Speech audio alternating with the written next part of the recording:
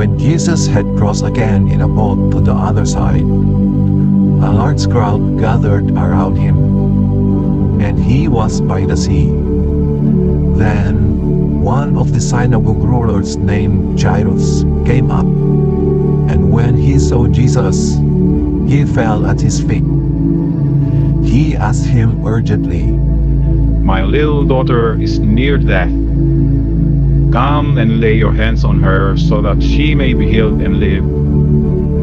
Jesus went with him, and a large crowd followed and pressed around him. Now, a woman was there who had been suffering from hemorrhoids for 12 years. She had endured a great deal under the care of many doctors, and had spent all that she had. Yet, instead of getting better, she grew worse. When she heard about Jesus, she came up behind him in the crowd and touched his cloak, for she kept saying, If only I touch his clothes, I will be healed. At once, the bleeding stopped, and she felt in her body that she was healed of her disease. Jesus knew at once that power had gone out from him. He turned around in the crowd and said, Who touched my clothes? His disciples said to him, You see the crowd pressing against you, and you say, Who touched me? But he looked around to see who had done it. Then the woman, with fear and trembling, knowing what had happened to her, came and fell down before him and told him the whole truth. He said to her, Daughter, your faith has made you well. Go in peace and be healed of your disease. While he was still speaking, people came from the synagogue ruler's house saying, Your daughter has died. Why trouble the teacher any longer?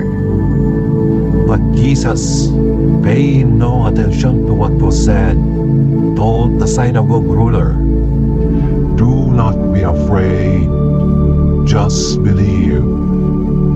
He did not let anyone follow him except Peter, James, and John, the brother of James.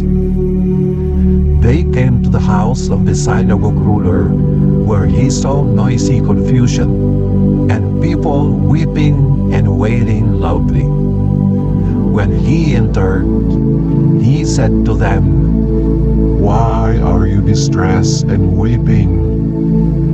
The child is not dead but asleep. And they began making fun of him. But he put them all outside, and he took the child's father and mother and his own companions, and went into the room where the child was.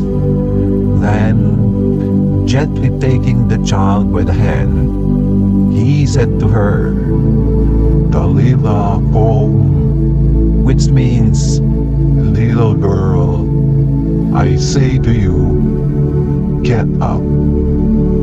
The girl got up at once and began to walk around. They were completely astonished at this.